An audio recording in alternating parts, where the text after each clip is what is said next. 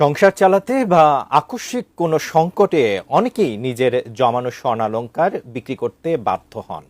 তবে এখন থেকে সেই সোনা বিক্রির মুনাফার উপর সরকারকে দিতে হবে 15% কর।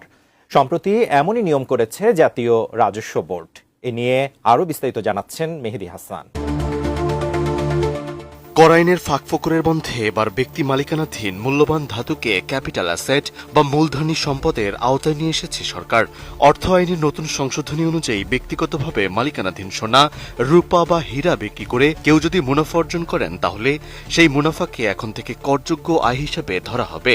অর্থাৎ আগে যে সোনা ব্যক্তিগত সম্পদ হিসেবে বিবেচিত হতো, এখন সেই সম্পদ বিক্রি করে লাভ হলে তার উপরও কর দিতে হবে। আর এই মুনাফার উপর 15% হারে মূলধনী মুনাফা কর বা ক্যাপিটাল গেইন ট্যাক্স ধার্য করেছে জাতীয় রাজস্ব বোর্ড। এ সংক্রান্ত প্রজ্ঞাপনও ইতোমধ্যে জারি করা হয়েছে। নতুন এই সিদ্ধান্তের ফলে ব্যক্তিগত ব্যবহারের জন্য কেনা স্বর্ণালংকারের ক্ষেত্রেও করের বিষয়টি প্রযোজ্য হবে। সহজভাবে বললে, কেউ যদি কয়েক বছর আগে কেনা সোনা এখন বেশি দামে বিক্রি করে লাভ করেন, তাহলে সেই লাভের অংশকে আয় হিসেবে বিবেচনা করা হবে, আর সে আয়ের উপর নির্ধারিত হারে কর দিতে হবে। এনবিআর এর মতে সম্পদের প্রকৃত মূল্য কর ব্যবস্থার আওতায় আনা এবং কর ফাঁকির সুযোগ কমাতেই এই পদক্ষেপ নেওয়া হয়েছে। তবে নতুন এই সিদ্ধান্ত নিয়ে বিভিন্ন মহলে আলোচনা শুরু হলে বিষয়টি নিয়ে ব্যাখ্যা দেন এনবিআর এর কর্মকর্তারা। রোববার রাজধানীর পল্টনে অর্থনৈতিক রিপোর্টস ফোরাম আয়োজিত অর্থবিল বিষয়ক এক সেমিনারে এ বিষয়ে বিস্তারিত আলোচনা করা হয়। সেখানে কর পরামর্শক স্নেহাশিস বড়ুয়া ব্যক্তিগত ব্যবহারের সোনার অলংকারকে মূলধনী সম্পদ হিসেবে গণ্য করার যৌক্তিকতা নিয়ে প্রশ্ন তুললে আয়কর নীতি বিভাগের প্রথম সচিব জাফর ইমাম সরকারের অবস্থান তুলে ধরেন। জাফর ইমাম বলেন, অনেক করদাতা আয়কর রিটার্নে সোনা বা স্বর্ণালংকার থাকার তথ্য উল্লেখ করলেও এর প্রকৃত মূল্য উল্লেখ করেন না।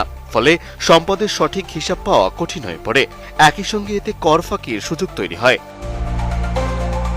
তিনি আরও জানান, ইউরোপের বিভিন্ন দেশেও সোনা ও স্বর্ণালংকারের মূলধনী সম্পদ হিসাবে বিবেচনা করা হয়। তাই আন্তর্জাতিক চর্চার সঙ্গে সামঞ্জস্য রেখেই বাংলাদেশেও এই ব্যবস্থা কার্যকর করা হচ্ছে। এদিকে একই সেমিনারে এনবিআর এর চেয়ারম্যান মোহাম্মদ আব্দুর রহমান খান সামগ্রিক রাজস্ব ব্যবস্থার বিভিন্ন বিষয় নিয়েও কথা বলেন। তিনি জানান, সরকার এখন কর ফাঁকি রোধ এবং রাজস্ব আহরণ বাড়ানোর উপর বিশেষ গুরুত্ব দিচ্ছে। এজন্য তথ্যভিত্তিক নিরীক্ষা কার্যক্রম আরও জোরদার করা হবে। পাশাপাশি ব্যবসা বাণিজ্যের পরিধি বাড়লে এবং অর্থনৈতিক কর্মকাণ্ড সম্প্রসারিত হলে রাজস্ব আয়ও স্বাভাবিকভাবে বৃদ্ধি পাবে বলে তিনি আশা প্রকাশ করেন। সব মিলিয়ে নতুন এই ব্যবস্থার মাধ্যমে ব্যক্তিগত সোনা বিক্রি করে অর্জিত মুনাফাও এখন সরাসরি কর কাঠামোর আওতায় চলে এলো। ফলে ভবিষ্যতে কেউ স্বর্ণালংকার বিক্রি করে লাভ করলে সেই লাভের হিসাব আয়কর রিটার্নে দেখাতে হবে। একই সঙ্গে মুনাফার উপর নির্ধারিত 15%